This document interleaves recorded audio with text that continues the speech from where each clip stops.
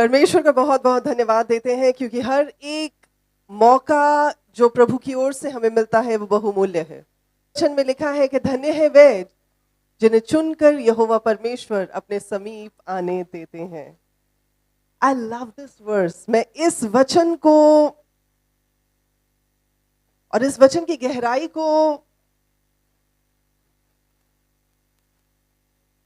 बहुत अपने दिल के करीब समझती हूँ, और वो इसलिए क्योंकि वाकई में जब तक परमेश्वर ना चाहे कोई भी परमेश्वर के नजदीक नहीं आ सकता।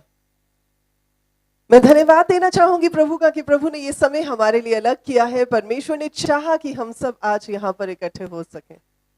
आज मैं आपके साथ कुछ बहुत विशेष बातें करने जा रही हूँ काना की शादी के अवसर पर जो हुआ था उसके रिगार्डिंग। अगर आप ये सोच रहे हैं कि पास्टर नहीं तो ये तो हमने बहुत बार सुना हुआ है, ये तो हमें पता है, इसके बारे में तो आप हमें क्या बताएंगी, जो आपको नहीं पता आज मैं वो आपको बताने जा रही हूँ। हालेलुया। क्योंकि परमेश्वर का वचन जो है, लिखा हुआ वचन और प्रकाशित वचन दो अलग अलग बातें होती हैं।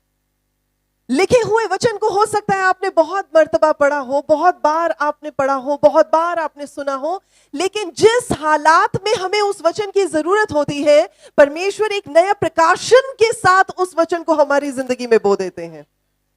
इसलिए लिखा हुआ वचन यानी लोगोस एक अलग चीज होती है, प्रकाशन के साथ आया हुआ वचन यानी रहमा एक अलग बात होती है।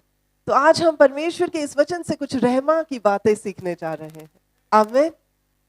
चले मेरे साथ इस वचन को निकाल लेते हैं। यूहन्ना रचित सुसमाचार उसका चैप्टर नंबर 2, यहां पर लिखा है, फिर तीसरे दिन गलील के काना में किसी का विवाह था और यीशु की माता भी वहां थी। यीशु और उसके चेले भी उस विवाह में निमंत्रित थे।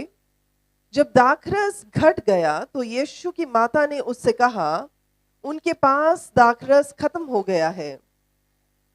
यीशु ने उससे कहा, हे महिला, मुझे तुझसे क्या काम, अभी मेरा समय नहीं आया।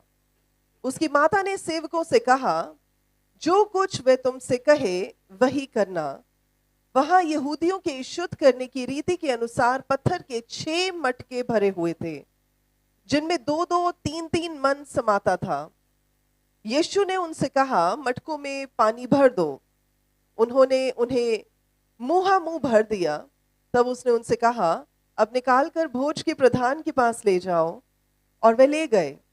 जब भोज के प्रधान ने वे पानी चखा तो दाखरस बन गया था और नहीं जानता था कि वह कहां से आया है, परंतु जिन सेवकों ने पानी निकाला था वह जानते थे।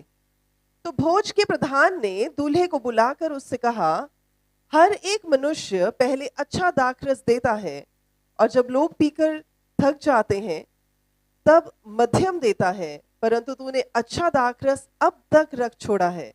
यीशु ने गलील के काना में अपना ये पहला चिन्ह दिखाकर अपनी महिमा प्रकट की और उसके चेलों ने उस पर विश्वास किया। इसके बाद वे और उसकी माता और उसके भाई और उसके चेले कफरनहूम को गए और वहां कुछ दिन रहे। कहानी आप सबको समझ आ गई है। यहां पर पहली बार प्रभु यीशु मसीह ने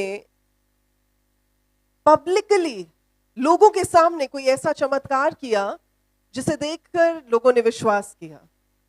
प्रभु का वचन बताता है कि तुम तो देखकर विश्वास करते हो, धन्य है वो जो बिना देखे प्रभु पे विश्वास करें।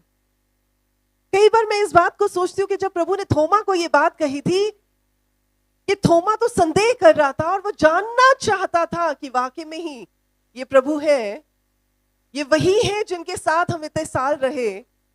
और प्रभु ने जब उससे ये बात कही तो प्रभु आपके और मेरे बारे में कह रहे थे।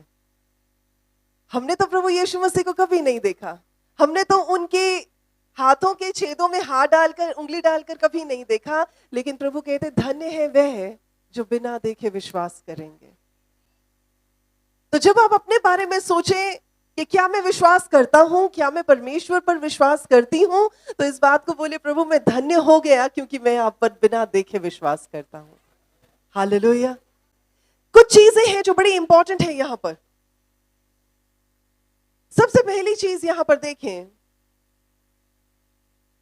कि प्रभु यीशु मसीह ने लिखा है तीसरे दिन वहां पर पहुंचे। पहले दिन में हम देखते हैं कि प्रभु यीशु कहां पर थे, दूसरे दिन में हम देखते हैं प्रभु यीशु कहां पर थे, बहुत सारी असाइनमेंट्स वो कर रहे थे, और तीसरे दिन यहां पर वो पहुंचे। प्रभु के वचन में पुराने नियम और नए नियम में तीसरे दिन का एक बहुत बड़ा महत्व है। तो जब तीसरे दिन की बात की जाती है, बिल्कुल उत्पत्ति से अगर हम शुरू करते हैं, तो उत्पत्ति के पहले चैप्टर में आप देखते हैं कि तीसरे दिन में प्रभु ने जब बोला था, जब परमेश्वर ने चीजों की क्रिएशन की थी, तो बोलने के साथ परमेश्वर ने सूखी धरती को क्रिएट किया, बोलने के साथ परमेश्वर ने समुद्रों को क्रिएट किया, और तीसरे ही दिन वेजिटेशन को, यानी कि जितनी भी वनस्पति आप देख सकते हैं, ट्रीज, प्लांटेशन, वेजिटेशन, वो सब कुछ तीसरे दिन परमेश्वर ने पनपाई।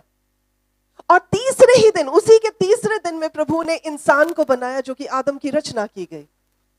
यानी तीसरा दिन जीवन की, नई जिंदगी की, नई जीवन की बात करता है, और तीसरा ही दिन परमेश्वर की वाचा को बनाने की बात करता है।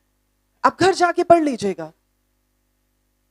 जब परमेश्वर ने मल्टीप्लिकेशन, परमेश्वर ने जब वेजिटेशन बनाई, तो प्रभु ने ये नहीं कहा कि हाँ एक पौधा बन जाए और उसके बाद दूसरा पौधा बन जाए और अब तीसरा पौधा बन जाए। परमेश्वर ने उन बीजों को सेल्फ जनरेटिंग, उन मल्टीप्लिकेशन की वाचा के साथ ही बनाया था। यानी एक पेड़ में से दूसरा निकलेगा, दूसरे में से तीसरा निकलेगा, तीसरे में से चौथा निकलेगा।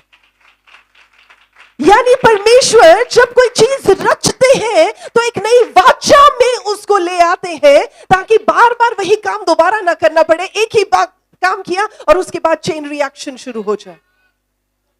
जब परमेश्वर ने आदम को रचा, तो परमेश्वर ने भूमि की मिट्टी ली और आदम को रचा, और उसकी नथनों में परमेश्वर ने अपना श्वास भर दिया, और उसके बाद लिखा है आदम जो है वो जीवित प्राणी बन गया। परमेश्वर ने उसके बाद उसके साथ एक वाचा बांधी, जिसे हम एडमिक कॉवेनेंट कहते हैं, जिसे हम कहते हैं कि प्रभु ने आदम के साथ एक प्रॉमिस किया कि उसे मल्टीप्लाई करने के लिए प्रभु ने कह दिया, उसको अथॉरिटी दे दी परमेश्वर ने। यानी जब जब परमेश्वर कुछ नया क्रिएट करते हैं, कुछ नया बनाते हैं, कुछ नया प्रयोजन करते हैं, उसके साथ एक वाचा जुड़ी हुई होती है। जब हम मूसा की कहानी को पढ़ते हैं, एक्सोडस की किताब में, निर्गमन की किताब में, तो वहां पर भी तीसरे दिन का एक महत्व है। निर्गमन में परमेश्वर मूसा को यह बात कहते हैं कि मैं सीनै पर्वत पर, क्योंकि 3 महीने हो चुके थे जिस जगह से वो इजिप्ट से निकले थे, मिस्र से निकले थे, और अब उस जगह पर पहुंच गए थे जहां सीनै पर्वत के पास वो जंगल में थे। और प्रभु कहते हैं कि 2 दिन तक लोगों को बोलो कि अपने आप को तैयार करो, और तीसरे दिन मैं उनसे मिलूंगा। तीसरे दिन जो था वो परमेश्वर की कॉवेनेंट का, एक नई जिंदगी का दिन था। और मूसा सब लोगों को कह देता है, सारे एल्डर, सारे प्राचीन जो है वो इकट्ठे हो जाते हैं, और हम देखते हैं कि जैसे ही तीसरा दिन होता है, परमेश्वर अपनी पूरे जलाल में सीनै पर्वत पर उतरते हैं। वहां पर तुरियां फूकी जाती हैं, वहां पर धुआं होता है, वहां बादल होता है, वहां आग होती है, और परमेश्वर उस जगह पर उतर आते हैं। हालेलुया। जब परमेश्वर कहते हैं तीसरा दिन, दैट मीन्स कुछ तो सिग्निफिकेंट है, कुछ तो महत्वपूर्ण है जो परमेश्वर तीसरे दिन करना चाहते हैं। आज जब मैं इस वचन को परमेश्वर से पा रही थी, तो मैं कह रही थी, परमेश्वर तीसरे दिन में आप क्या चाहते हैं कि हम करें। हो सकता है कि आज यहां पर कई बहनें हैं, कई भाई हैं जिन्हें ब्रेक थ्रू की, छुटकारे की जरूरत है। हो सकता है कि आप बड़े अरसे से अपनी प्रार्थनाएं करते आ रहे हैं और आपको उन प्रार्थनाओं का जवाब नहीं आया। अब आप आज से 3 दिन तक परमेश्वर के सामने बैठ जाएं, परमेश्वर के सामने महिमा परमेश्वर की करें। अगर आप फास्टिंग पे जाना चाहते, उपवास में जाना चाहते, उपवास में जाएं। प्रार्थना करना चाहते, प्रार्थना करें, और आप देखेंगे कि 3 दिन के बाद परमेश्वर आपको छुटकारे को लेकर आएंगे, आपके लिए उस बड़े काम को दिखाएंगे जिसे पाने की आपकी जरूरत है। तीसरा दिन, 3 दिन बहुत सिग्निफिकेंट है। जब अब्राहम को परमेश्वर ने कहा था, आप जेनेसिस 22 में पढ़ सकते हैं, परमेश्वर ने अब्राहम को कहा था कि अपने बेटे इसहाक को ज़बह करने के लिए ले जा, और वो उस दूरी को तय कर रहा था अपने सेवकों के साथ और इसहाक के साथ। और लेकिन तीसरे दिन वो उस जगह पर पहुंचे, जब अब्राहम ने आंखें उठाई वो जगह सामने थी, और तीसरे ही दिन परमेश्वर ने उस बच्चे की बजाय एक रैम को उस जगह पर दिया, जो कि उसका छुटकारा करने के लिए उस जगह पर भेजा गया था। और परमेश्वर ने उस कॉवेनेंट को, पहले तो उसको एक जिंदगी दी, यानी अगर उसके फादर उसको सैक्रिफाइस कर देते तो बच्चा मर जाता, लेकिन उसको एक नया जीवन दिया प्रभु ने। और साथ ही साथ क्या हुआ, परमेश्वर ने अब्राहम के साथ जो वाचा बांधी थी उसको रिन्यू किया। तो तीसरा दिन जो है वो परमेश्वर की नजर में बहुत ही महत्वपूर्ण है, क्योंकि उस दिन नई जिंदगी मिलती है और उस दिन परमेश्वर अपनी वाचा को जो है वो रिस्टोर करते हैं, रिन्यू करते हैं। और अगर पहले कोई वाचा नहीं है तो नई वाचा में हमको लेकर आते हैं। हालेलुया। अब यहां पर भी प्रभु यीशु मसीह तीसरे दिन, बोले तीसरे दिन काना में पहुंचे। तो यहां भी कुछ अजीब, कुछ अनोखा, कुछ अलग करने के लिए आए थे। और यहां पर आप इससे पहले देखिए कि दूसरे दिन में प्रभु यीशु ने अपने चेलों को बुलाया था, और चेले बिना कुछ देखे, बिना कुछ सोचे, बिना कुछ तकरीर किए, बिना कुछ लॉजिक लगाए हुए प्रभु यीशु के पीछे चल पड़े। उन्हें कुछ पता थोड़ी था ये कौन है, ये क्या करने जा रहे हैं, ये क्या करने आए हैं, इनकी मिनिस्ट्री क्या है। आजकल तो बिना मिनिस्ट्री को देखे हुए कोई किसी को बुलाता नहीं है। कोई कलीसिया में नहीं जाता, पूछते अच्छा पहले बताओ पादरी कितना पुराना है, अच्छा बताओ कितने लोग आते हैं, अच्छा बताओ उनकी टीचिंग कैसी है। उन लोगों ने तो कुछ भी नहीं पूछा, प्रभु ने कहा आ जाओ और वो आ गए। अब समय था, बोले अब समय था। उन्होंने देखा तो नहीं था, उन्होंने केवल विश्वास किया था, लेकिन अब समय था जब से वो देखना शुरू कर रहे थे। एक समय आता है, सबसे पहले तो हम सिर्फ विश्वास करते, हमें बताया जाता है हम सिर्फ विश्वास करते। जब हम विश्वास करते तो हमारी जिंदगी में काम होने शुरू होते हैं, और जब काम होने शुरू होते तो गवाहियां आती हैं, और जब गवाहियां आती हैं हम दूसरों को बताते हैं, जब हम दूसरों को बताते हैं उनकी जिंदगी छुई जाती है, जब उनकी जिंदगी छुई जाती तो परमेश्वर के नाम का काम बढ़ता चला जाता है। हालेलुया। सो यहां पर बड़ी सारी चीजें जो हम सीख सकते हैं, पर प्राइमरीली मैं सिर्फ 3 चीजें आपको सिखाऊंगी तीसरे दिन, 3 चीजें, ठीक है जी। जब यहां पर दाखरस खत्म हो गई तो प्रभु यीशु की मम्मा उनके पास आई और उन्होंने कहा कि भाई दाखरस तो खत्म हो गई, अब क्या करें। उन्होंने कहा मैं क्या कर सकता हूं, मेरा टाइम नहीं आया अभी, हमें ये हमारी प्रॉब्लम थोड़ी है, ये उनकी प्रॉब्लम है। कहां पर थे, शादी में थे। कहां थे, शादी में सब अच्छा अच्छा ही हो रहा होता है, शादी में सब खुश होते हैं, शादी में सब नाच गा रहे होते हैं, शादी में सब झूम रहे होते हैं। शादी का एक माहौल होता है जिसमें मातम मिला हुआ नहीं होता है, एक खुशी का माहौल होता है। लेकिन याद रखें उस खुशी के माहौल में भी कुछ ऐसा हो गया जहां पर लोगों को प्रभु यीशु की जरूरत पड़ गई। तो जब आप अपनी लाइफ में बड़े मगन हो, जब आप अपनी लाइफ में बड़े एंजॉय कर रहे हो, जब आपको लगे कि नहीं जी मेरी लाइफ में तो कोई प्रॉब्लम नहीं, मैं तो बड़ा खुश हूं, सब कुछ ठीक चल रहा है, everything is spick and span, everything is perfect, everything is very good, तो उस समय याद रखें कि चाहे सब कुछ ठीक चल भी रहा है, चाहे सब कुछ बहुत अच्छा भी है, फिर भी आपको प्रभु यीशु मसीह को पहले इन्वाइट करना जरूरी है। हालेलुया। क्योंकि अगर आपने प्रभु यीशु मसीह को इनवाइट नहीं किया और अगर कोई प्रॉब्लम आ गई तो आपको कौन बचाएगा। उन्होंने समझदारी की, उन्होंने प्रभु यीशु मसीह को पहले इनवाइट कर लिया मम्मा के साथ कि मरियम आप भी आ जाओ, अपने बेटे को लेकर आना, विद फैमिली आना, अकेले मत आना। तो जब आप भी फैमिली के रूप में परमेश्वर के सामने बैठे, चाहे बड़े अच्छे हालात हो, पर अपनी जिंदगी में हर दिन परमेश्वर को इनवाइट करें और बोले प्रभु आप हमारी जिंदगी में पहले आए, और फिर हम अपने दिन को, फिर हम अपनी दिनचर्या को शुरू करना चाहते हैं। क्योंकि जिस जगह पर आपको प्रभु लेकर जाएंगे, जिस जगह पर परमेश्वर आपको लेकर जाएंगे, आपसे पहले परमेश्वर उस जगह पर मौजूद होंगे। इससे पहले कि तूफान आया, प्रभु यीशु मसीह उस नाव में थे ताकि तूफान का सामना किया जा सके। इससे पहले कि कमी हो दाखरस की, प्रभु यीशु मसीह उस जगह पर थे ताकि उस कमी को पूरा किया जा सके। तो अगर आपकी लाइफ में भी कोई प्रॉब्लम है, अगर आपकी लाइफ में भी कुछ ऐसी बात है, अगर आपकी लाइफ में भी कोई ऐसा पैच है जो बड़ा सूखा रूखा और बड़ा ही मातम और बड़ा ही डरावना और बड़ा ही अजीब है, तो याद रखें इससे पहले कि आप वहां पहुंचे, प्रभु पहले से ही वहां मौजूद है।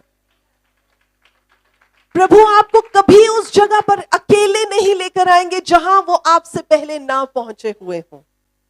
यानी अगर आप दुखों में भी हैं तो याद रखें आपसे पहले प्रभु वहां पहुंच चुके हैं। अगर आप बीमारी में भी हैं तो याद रखें आपसे पहले प्रभु वहां पहुंच चुके हैं। वो आपको अकेला नहीं छोड़ेंगे। तभी लिखा है जगत के अंत तक, जगत के अंत तक प्रभु कहते मैं। तो इसलिए वो कभी भी आपको ऐसा नहीं कहेंगे कि चलो आप चलो मैं बाद में आता हूं। वो आपसे पहले उस जगह पर पहुंचेंगे। और काना की शादी में भी, इस जगह पर भी, गलील में भी प्रभु यीशु मसीह पहले उस जगह पर पहुंच चुके थे। तो चाहे आप अपनी जिंदगी के उतार या चढ़ाव या स्मूथ पाथ से होकर जा रहे हैं, तो सबसे पहला काम आपको क्या करना है कि प्रभु यीशु को इनवाइट करना है, अपनी जिंदगी में इनवाइट करना है, अपने हालातों में इनवाइट करना है, अपने घर में इनवाइट करना है, अपने मन में इनवाइट करना है, अपने शरीर की दशा में इनवाइट करना है। हर चीज में प्रभु को पहले इनवाइट करना है। आमीन। और यहां पर जो बात मुझे सबसे अच्छी लगती, जो सीखने वाली है, वो ये है, पहली बात, मरियम ने प्रभु यीशु मसीह को उस प्रॉब्लम से अवगत करवाया। उसने वो प्रॉब्लम किसी और से शेयर नहीं की। उसने पड़ोसियों से जाकर या जिनके घर शादी थी उनके साथ जाकर प्रॉब्लम नहीं शेयर की। जो लोग वहां पर किचन में थे, जो लोग केटरिंग का काम कर रहे थे, उनसे जाके प्रॉब्लम शेयर नहीं की। उसने किसके साथ प्रॉब्लम शेयर की? प्रॉब्लम उसके साथ शेयर करे जिसके पास आपकी प्रॉब्लम का हल है। हर किसी के साथ अपनी प्रॉब्लम शेयर मत करें, क्योंकि आजकल के जमाने में लोग प्रॉब्लम को हल कम करते हैं, मजाक ज्यादा उड़ाते हैं, दूसरे की कमजोरियों के ऊपर खुश ज्यादा होते हैं और सॉल्यूशन कम लेकर आते हैं। तो यहां पर माता मरियम ने जाकर प्रभु यीशु से उस प्रॉब्लम को शेयर किया। पर एक चीज जो देखने वाली है वो ये है कि प्रभु यीशु मसीह ने उन्हें वो उत्तर नहीं दिया जिसकी वो एक्सपेक्टेशन लगाकर उनके पास गई थी। वो ये सोच रही थी कि शायद यीशु कहे कि हाँ मम्मा, मैं आपके कितना करीब हूं, आप मेरी मां हो, मैं आपके लिए कुछ भी कर सकता हूं। ऐसा कुछ नहीं कहा प्रभु ने। उल्टा क्या कह दिया? हमारी थोड़ी प्रॉब्लम है, मुझे आपसे क्या काम है। हो सकता है, ध्यान से सुनिएगा, हो सकता है कि जब आप प्रभु के पास अपनी प्रॉब्लम को लेकर आए, अपनी तकलीफ को लेकर आए, अपनी दुविधा को लेकर आए, आपके मन में एक अलग नोशन हो कि मेरी प्रॉब्लम का हल ऐसा आना चाहिए और आपकी प्रॉब्लम का हल वैसा ना आए। पर याद रखें, आपकी प्रॉब्लम का हल चाहे आपके अनुसार आए कि ना आए, लेकिन जब आप उसे प्रभु के पास लेकर जाएंगे, उसका हल वैसे जरूर आएगा जैसे प्रभु चाहेंगे। अब अगर जनरल सर्कमस्टांस में देखा जाए तो हो सकता है कि प्रभु यीशु मसीह ये कह सकते थे, कोई बात नहीं, मैं अपने चेलों को भेजता हूं, वो जाके बाजार से ले आते हैं। अगर जनरल सर्कमस्टांसेस में देखा जाए तो इसका कोई और तरीका हो सकता था। मान लीजिए आपके घर में पार्टी है और आपकी कोल्ड ड्रिंक खत्म हो गई है, तो आप क्या करेंगे? सिंपल सी बात है, आप किसी को भेजेंगे पैसे देकर और वो बाजार से जाकर कोल्ड ड्रिंक ले आएगा। आप ये नहीं कहेंगे प्रभु यीशु मेरे घर में कोल्ड ड्रिंक खत्म हो गई, अब कोल्ड ड्रिंक बना दें। वो तो कोई हल ना हुआ ना। तो यानी कि मरियम के मन में एक अलग धारणा थी, एक अलग नोशन थी, जैसे हम सबों की होती है। जब हम लोग मुसीबतों में से निकल रहे होते हैं, प्रॉब्लम्स में से निकल रहे होते हैं, सबसे पहली चीज जो इंसान बोलता है वो कहता है प्रभु ये प्रॉब्लम प्लीज दूर कर दो। This is natural. पर आपको पता है हमें प्रार्थना विश्वासी होने के नाते कैसे करनी चाहिए? हमें ये नहीं कहना चाहिए कि प्रभु जी प्रॉब्लम हमसे दूर हो जाए। हमें ये प्रार्थना करनी चाहिए कि प्रभु चाहे प्रॉब्लम ये है, लेकिन आप मुझे इतना बल दे दे कि मैं इस प्रॉब्लम में से विजयी होकर बाहर निकलने पाऊं। हालेलुया। तो यहां पर मरियम एक माइंडसेट के साथ कह रही है कि प्रॉब्लम का हल तो आएगा, लेकिन वो नहीं जानती कि एक ही बार में प्रभु यीशु कह देगा मैंने थोड़ी इसमें कुछ करना है, मेरा टाइम नहीं आया, अभी मैं कुछ नहीं करने वाला। पर आप एक चीज और देखें, उस औरत को अपने बच्चे पर भरोसा हो कि ना हो, उसे उद्धारकर्ता पर भरोसा था। इसलिए वो जाते समय कह के गई कि जो कुछ ये कहे इसकी सुनो और वही करो। हालेलुया। कई बार हमें अपने मन को समझाने की जरूरत पड़ती है कि जो प्रभु कह रहे हैं हमें वो करना है। क्योंकि मन क्या करेगा? मन अपने आप को अलग करने की कोशिश करेगा। आपका मन वो काम करने को कहेगा जिसको आप लॉजिकली डिफाइन कर सकते हैं, जिसको आप रीजन कर सकते हैं। जिस काम को आप रीजन नहीं कर सकते, आप उसको मानेंगे नहीं। कभी कभी परमेश्वर का प्रार्थना का जवाब देने का तरीका अलग होता है।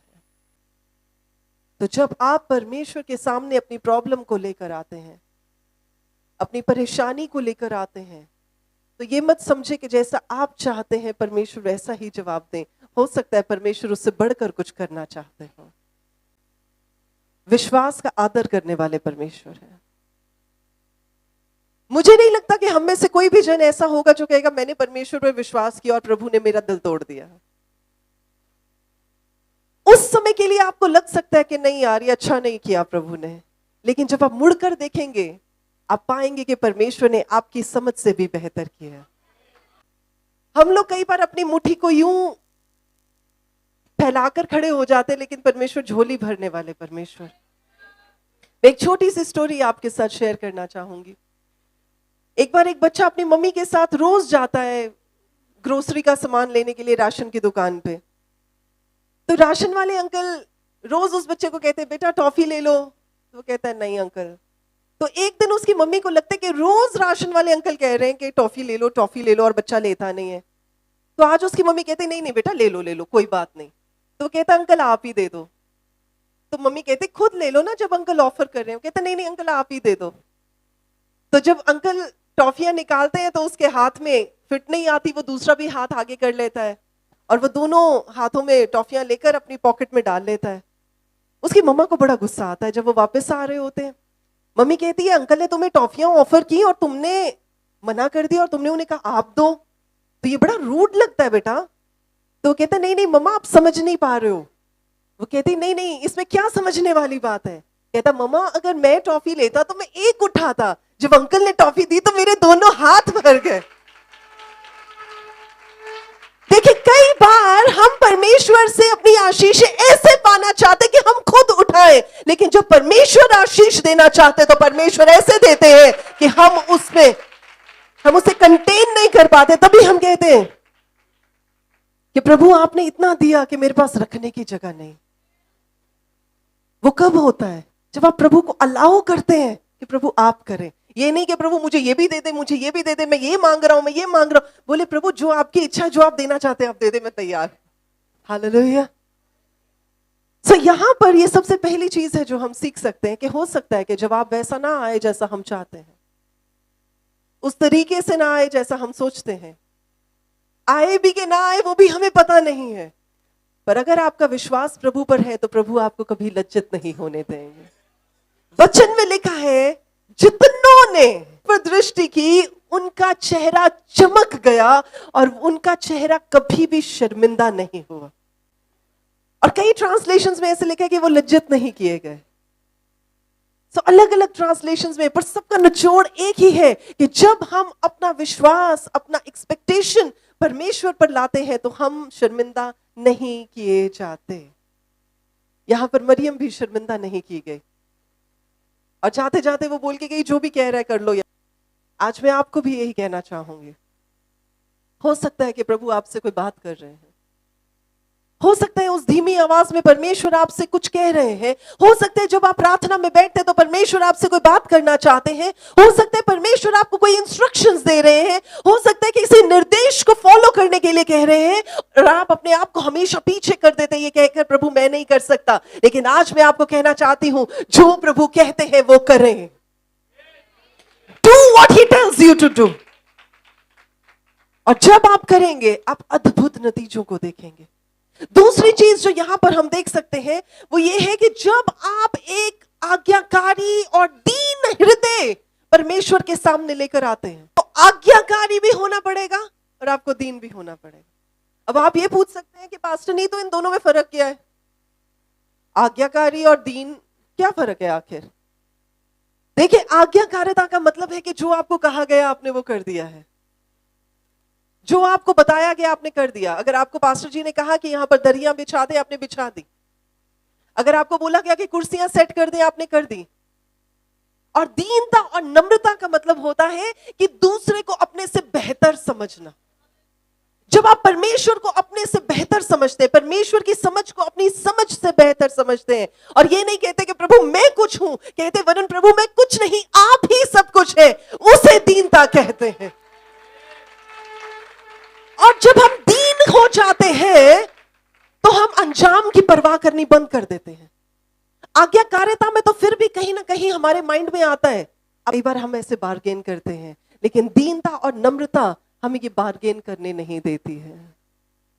हम कहते प्रभु जो आप चाहते हैं, जैसे आप चाहते हैं, जब आप चाहते हैं, जिस हालात में आप चाहते हैं, मैं अपने आप को आपके सामने उपलब्ध करता हूं। उसे हम दीनता कहते हैं।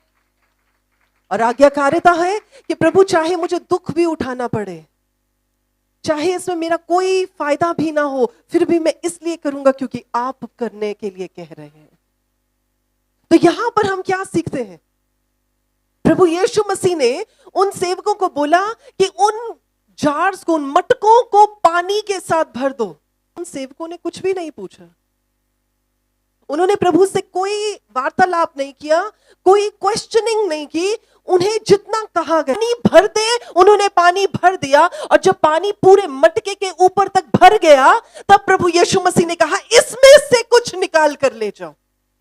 अब ध्यान दीजिएगा इस बात को, जब तक वो पानी मटकों में था तब तक वो पानी था, लेकिन जब वो आज्ञाकारिता के साथ उस परमेश्वर स्वामी की आवाज को सुन के किया गया, तो वो पानी सिर्फ पानी ही नहीं रह गया, वो दाखरस में कन्वर्ट हो गया।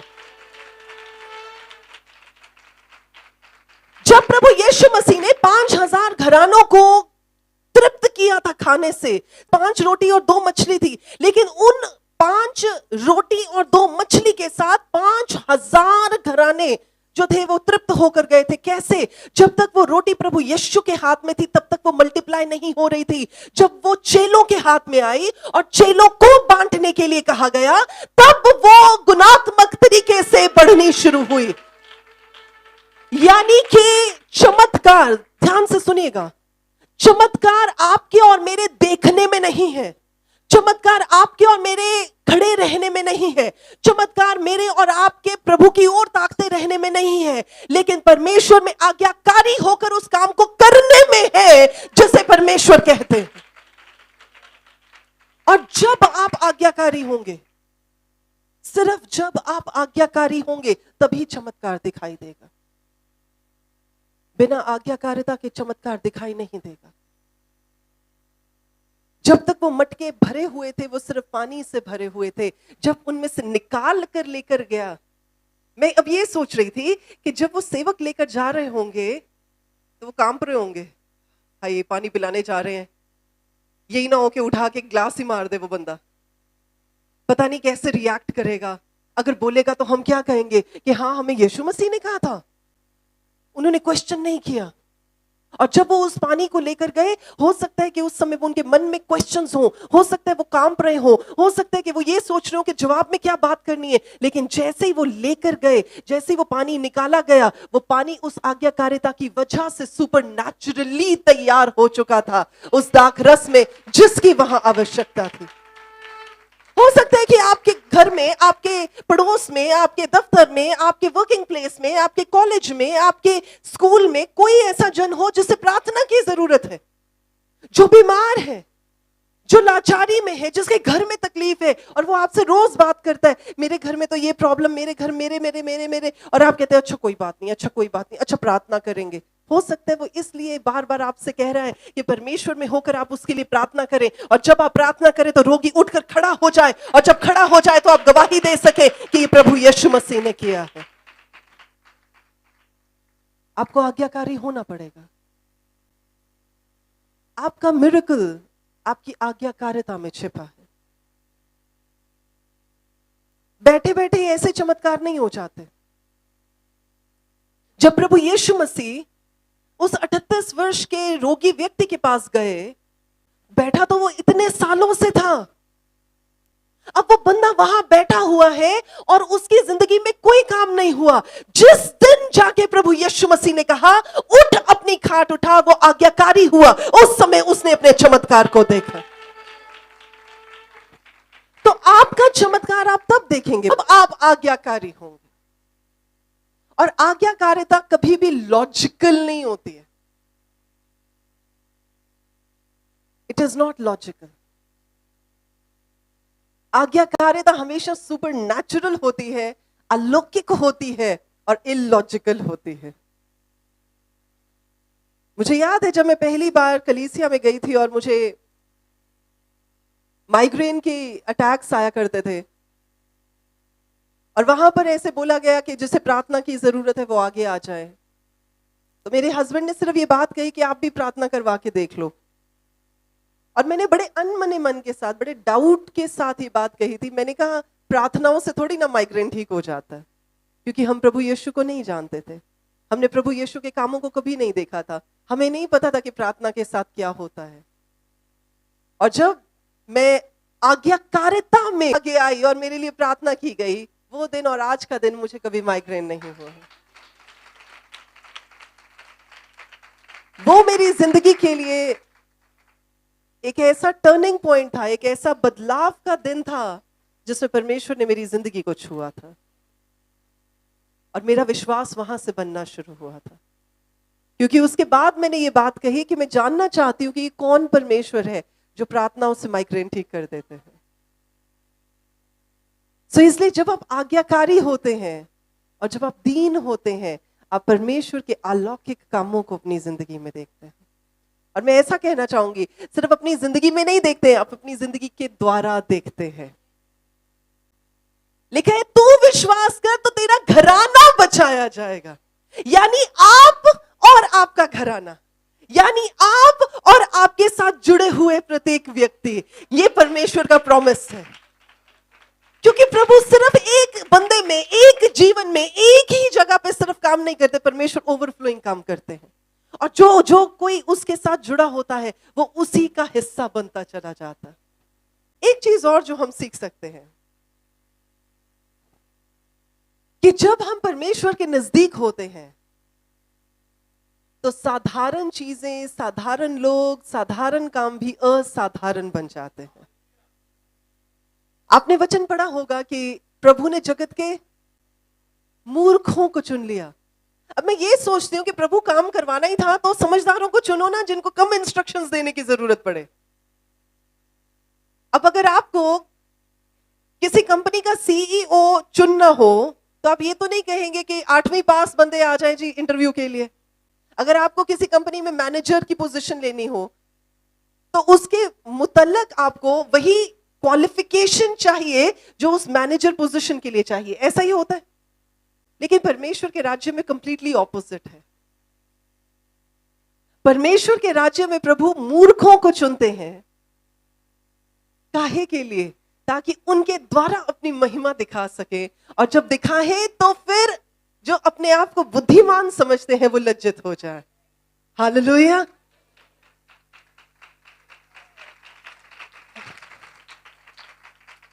तभी जब महासभा में वहां के लोग इस बात को कहते हैं कि ये अनपढ़ लोग इतनी बड़ी बड़ी और इतनी गहरी बातें कैसे कर रहे हैं, तो उनमें से कोई कहता है ये वही लोग हैं जो प्रभु यीशु के साथ रहते थे।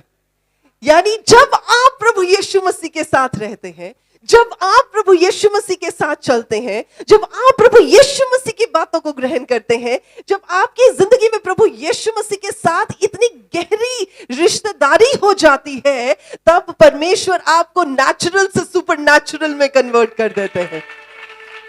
परमेश्वर आपको साधारण से असाधारण बना देते हैं। तभी जब आप दूसरों के लिए प्रार्थना करते हैं उनका जवाब आना शुरू हो जाता है। तभी जब डॉक्टर्स हाथ खड़े कर देते हैं और आप कहते हैं कोई बात नहीं बहन, मैं प्रार्थना करूंगा या करूंगी, और जब आप प्रार्थना करते हैं तो उसका लाइलाज बीमारी भी ठीक हो जाती है। और डॉक्टर्स कहते हैं कि ये कैसे हो गया? वो इसलिए क्योंकि परमेश्वर जगत के मूर्खों को चुनते हैं ताकि बुद्धिमानों को लज्जित कर सके। हालेलुया। मैं आपको गवाही सुनाना चाहूंगी।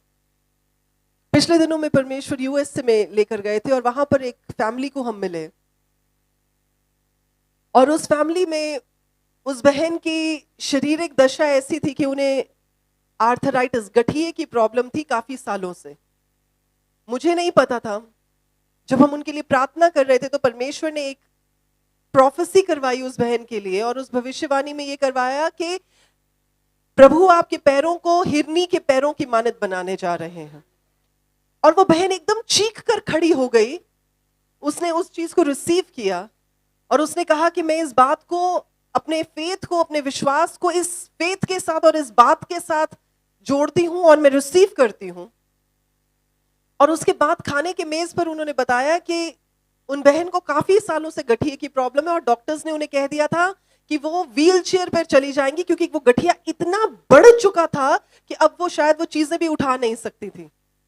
आपको पता है कि गठिया की प्रॉब्लम कैसी होती है, अगर आपने सुना होगा या किसी को देखा होगा, तो वो जॉइंट्स जो है वो स्टिफ हो जाते हैं, उठा नहीं सकता इंसान, मोड़ नहीं सकता, पूरी की पूरी जो जोड़ है उनमें प्रॉब्लम होती है, हड्डियों में प्रॉब्लम होती है। तो जब प्रार्थना हो चुकी थी और खाने की मेज में उन बहन ने बताया कि पास्टर नीतू, आपने जो बात कही, कहती मेरी इतने सालों से यही प्रार्थना है परमेश्वर के सामने, हर सुबह मैं यही प्रार्थना करती हूँ कि प्रभु मैं इस गठिए को रिसीव नहीं करती हूँ और आपने मेरे पैरों को हिरनी के पैरों की मानद बना दिया है। हालेलुया। प्रार्थना हुई, उसके बाद मैं वापस आ गई।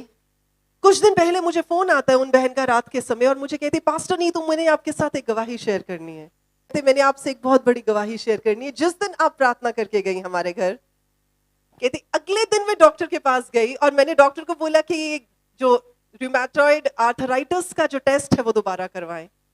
डॉक्टर ने टेस्ट करवाया और जो इतने सालों से पॉजिटिव आ रहा था वो नेगेटिव आ गया। वो बोलती, डॉक्टर कहता ये बात असंभव है। आप समझ सकते हैं यूएसए में डॉक्टर्स कैसे होते हैं, यहाँ के नहीं विश्वास करते, वहां के तो क्या करेंगे। डॉक्टर कहता ये असंभव है, हो ही नहीं सकता है। कहते उसने 5 और टेस्ट करवाए, जिनकी रिपोर्ट आते आते आते आते आज फाइनल टेस्ट था जिसकी रिपोर्ट आई और सब में नेगेटिव आया। जो बात मैं आपको बता रही हूं, मैं एक साधारण व्यक्ति हूं जिसने सिर्फ परमेश्वर में होकर आज्ञाकारिता में काम किया और परमेश्वर ने आज्ञाकारिता के साथ असाधारण काम को दिखा दिया। और अब जब मेडिकल साइंस क्या कह रही है कि यह काम असंभव है, आप इस बात को कैसे प्रूव करेंगे कि परमेश्वर ने यह काम कर दिखाया है। जो बात मैं आपको समझा रही हूं, जब हम परमेश्वर के साथ नजदीकी में चलते हैं तो हम अपने क्षमता, अपनी कैपेबिलिटी के अनुसार काम नहीं करते हैं, हम उस महिमा के अंतर्गत काम करते हैं जो परमेश्वर हमारी जिंदगी में उड़ेलते हैं। और परमेश्वर साधारण इंसान को असाधारण काम करने के लिए तैयार कर देते हैं। अब यहां पर भी असाधारण काम हो गए। पानी, दाखरस, कैसे? असंभव, असंभव। अगर आज आप विश्वास करेंगे तो आपकी जिंदगी में भी परमेश्वर असंभव कामों को, बिना सोचे हुए कामों को, जो आपकी समझ से भी दूर और परे काम है, उन्हें भी अंजाम देने वाले परमेश्वर है, प्रभु यीशु के जिंदा नाम में। आमीन। आइए अपने पैरों पर खड़े हो जाएं। और फिर जब आप देखते हैं कि यूहन्ना 2:12 में लिखा है कि उसके बाद प्रभु यीशु मसीह अपनी माता, अपने भाइयों और अपने चेलों के साथ कफरनहूम को चले गए। परमेश्वर गलील के काना में बैठे नहीं रहे। यानी आपकी जिंदगी में भी चाहे हालात अच्छे या बुरे हैं, उनको छोड़कर आगे चलना सीखें। इस बात को जाने कि परमेश्वर नहीं चाहते कि आप उसी जगह पर खड़े रहें, आप उसी जगह पर स्टैग्नेंट हो जाएं, आप उसी जगह पर बस पैर जमाकर खड़े रहें। नहीं, परमेश्वर चाहते हैं कि जब आपकी जिंदगी में काम हो, आप परमेश्वर का धन्यवाद दें और आप आगे बढ़ें, ताकि आप औरों की जिंदगी को भी छू सकें।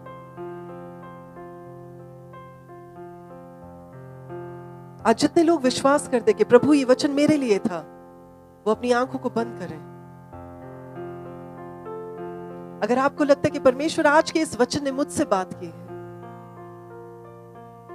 आज इस वचन की गहराई मेरी जिंदगी में उतर गई है, जी प्रभु मैं भी चाहता हूं, मैं भी चाहती हूं कि मैं आपकी ओर से प्रभु असाधारण काम करने के लिए तैयार किया जाऊं। देखिए, इस बात को याद रखिए कि प्रभु यीशु मसीह का आना बहुत नजदीक है, आपकी सोच से भी ज्यादा नजदीक है। अगर आप ये सोच रहे हैं कि पास्टर नीतू, हमने बड़े प्रचारकों को, बड़े पादरियों को, बड़े लोगों को ये कहते हुए सुना है कि प्रभु यीशु मसीह आ रहे हैं, आ रहे हैं, आ रहे हैं, लेकिन अभी तक आए नहीं, वो इसलिए नहीं आए ताकि मैं और आप बचाए जा सके। अगर इससे पहले प्रभु यीशु मसीह आ जाते तो हम ना बचाए जाते। प्रभु ने वेट की ताकि हम बचाए जाएं। आज भी प्रभु इंतजार कर रहे हैं कि और भी मेरे और आपके जैसे बचाए जाएं। अगर आज परमेश्वर ने आपके मन से बात की है, अगर आज परमेश्वर ने आपको इस वचन की गहराई में उतरने का मौका दिया है, तो बोले परमेश्वर मेरी जिंदगी को छुए, मेरे मन को छुए, मेरे हालातों को छुए, मेरी सोच को छुए, मेरी बातों को छुए, मेरे कामों को छुए, मेरे परिवार को छुए, मेरी कलीसिया को छुए, आज्ञाकारिता में होकर चल सकूं और आपके कामों को कर सकूं जिसके लिए आपने मुझे चुना है। प्रभु यीशु के नाम में। अगर आपके शरीर में कहीं कोई रोग है, बीमारी है, तकलीफ है, दर्द है, तो आप उस जगह पर अपने हाथ को रख सकते हैं।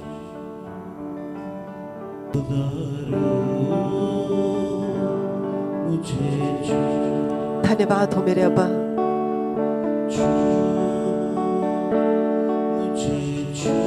ये आपकी व्यक्तिगत प्रार्थना बन जानी चाहिए। बोले इस बात को, प्रभु मुझे छुए मेरे राजा। Oh dear Holy Spirit, please touch your people in this place. Oh touch, touch, touch, touch, touch, dear Holy Spirit. Yes, touch each one of them, Lord. Oh yeah, कैसा बिना। Oh धन्यवाद हो मेरे प्रभु। अपने लोगों को छुए मेरे परमेश्वर, अपने लोगों को छुए मेरे राजा, अपने लोगों को छुए मेरे परमेश्वर। हर बीमारी, हर तकलीफ, हर रोग प्रभु यीशु के नाम से दूर किया जाए। Dear Holy Spirit, yes, you're touching your people. प्रभु जी इस समय मेरे खुदावन, पाक रूप प्रभु जी आप अपने लोगों को छुए मेरे खुदावन। और जैसे आप छू रहे, मेरा विश्वास है कि उनके रोग आज आपके छूने से उनके शरीर को छोड़ रहे। उनकी तकलीफें, उनकी बीमारियां, वो रोग जो डॉक्टर्स कहते ठीक नहीं हो सकते, आज प्रभु यीशु आपके छूने से ठीक हो जाए। नसें जो बंद हैं प्रभु यीशु के नाम से खुल जाएं। मैं बंद नसों को प्रभु यीशु के नाम से खुलने का हुक्म देती हूं। आंखों की रोशनी प्रभु यीशु के नाम से रिस्टोर की जाए। धन्यवाद हो पिता।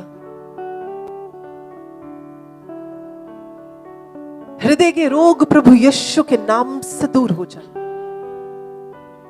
रेस्पिरेटरी सिस्टम की प्रॉब्लम्स प्रभु यीशु के नाम से इसी घड़ी आपके शरीर को छोड़े। मैं परमेश्वर की चंगाई को आपकी जिंदगियों में बोलती हूँ। Right now I release the power and the healing of my Lord in your respiratory system. आपके फेफड़ों में इसी घड़ी परमेश्वर की श्वास फूकी जाए। Oh, thank you, Master. Depression की दुष्ट आत्मा आपके शरीरों को, आपकी जिंदगियों को इसी घड़ी छोड़े प्रभु यीशु के नाम में। पीठ का दर्द प्रभु यीशु के नाम से आपके शरीरों को छोड़े। टांगों की नसें प्रभु यीशु के नाम से इसी समय नया बल पाए। घुटनों की दर्द प्रभु यीशु के नाम से दूर हो जाए। आपके पैरों में नया बल प्रभु यीशु के नाम में आ जाए। Thank you Lord. अगर आप ग्रहण कर रहे हैं तो जोर से बोले, मैं ग्रहण करता हूं।